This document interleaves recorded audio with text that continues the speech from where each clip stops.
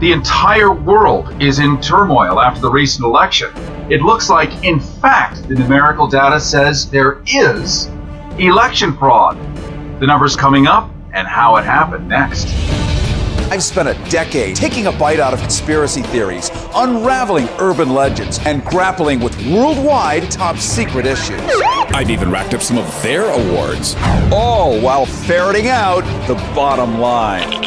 On all topics, controversial, bizarre, and taboo. Interviewing movers and shakers, agitators and muckrakers. But that doesn't answer my question. That is all I'm answering. With me, GOHarrison, as your guide.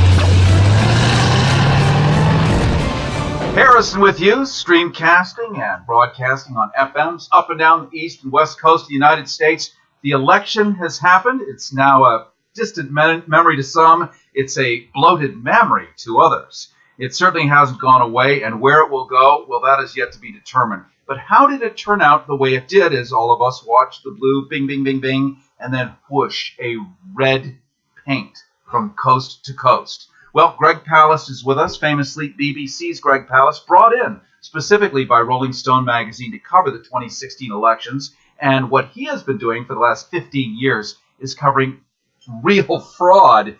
And let me tell you, the numbers are adding up to something unbelievable to most of us. Yeah, I mean, the good news is that is that Trump wasn't elected. They had to steal it. I mean, this is like Bush in 2000 and Bush 2004. I've been on this beat too long. I can't believe I'm back on it for Rolling Stone. And, in 2000, I uncovered how W became president because because Katherine Harris and Jeb Bush, W's brother, eliminated tens of thousands of black guys from the voter rolls, calling them felons, and their only crime was voting while black. That was how he ended up with the dreaded BWB. Right. So, yes. Yeah, exactly. So then... and we had more shenanigans in 2004. They couldn't beat it in 2008. But now there's trickery going on here that no one in the lamestream is covering. Thank you for bringing me in, and thank Rolling Stone for bringing me back home from Britain, because I usually have, I do a report for the mainstream, but it's just the mainstream of the world called BBC and The Guardian. But now I'm back home. And up close where I can smell the fraud. Yes, 60 million people marched to the polls and said, Donald, save us. That we can't deny. That stain will not wash away. But what is true is that more people, and not just the popular vote, but in those swing states that supposedly gave the Donald his 270 electoral votes, not so. It's a big fib. One of the things we're looking at, and let's take a look at California. We are, almost 38 million people, bigger than Canada now. Too bad. Yeah, right, a third of the size of Europe. And here, we, in our primary elections, lost 2.5 million votes? We're never counted. Never counted. The point of my bringing that up is we had, just within recent memory, this massive volume of votes disappeared. Right. These are teach statistics at Indiana University of all things, and I can tell you right now, there aren't enough white guys to elect Donald Trump or a Republican Congress in a presidential year. Can't happen. Right. So you have to get rid of the unwhite guys. Reduce the non-whites. And this started, interestingly enough, in 2013. Yes. According to your film and according to your BBC research, according to your Rolling Stone article, back in 2013, Trump and his cronies were purchasing, shall we say, funding, fueling, backing a big organization called Crosscheck. Here's how it really works. It's about removing the non-white voters from the voter rolls before they even have a chance to vote. That's the main cause of fixed elections. So we saw in North Carolina this time, like over 6,000 people of color, poof, gone. Yeah, that's called caging. It's against the law. I know, in fact, in my film, I have the guy who did it. He confesses to me on camera. This is the guy. His name is Colonel Jay DeLance. Everyone in the South is a colonel. White, if they're white. Well, yes. So the colonel, like Colonel Sanders. Right. Except this guy is not deep fried; he's for real. And the thing is, he would send out caging is when you send out thousands of letters to black folk, and you write "Do not forward." When the letters come back because they're not delivered for whatever reason, often urban, people have moved within a town or whatever. They're still legal voters, but they say these are illegal ghost voters. They don't exist, and they challenge their vote. 2013 is important too, because that is the year that the U.S. Supreme Court cut the heart out of the Voting Rights Act. That was the 1965 act that Martin Luther King won, which said black people and any voter of color has a right to vote as much as a white person. It took till 1965. Then, in 13, by one vote, the 5 Republicans voted together to eliminate much of that law. And that was the open gun, so that this thing cross-check then was allowed to thrive. And I'm just going to jump in for a second, because it was that incident, that same Supreme Court, that also overturned Proposition 8. And I remember here in West Hollywood, we're in Hollywood right now, 10,000 people showed up to celebrate the fact that they could get married, gay marriage. But at the same time, black people couldn't vote by the tune of maybe some 10 million.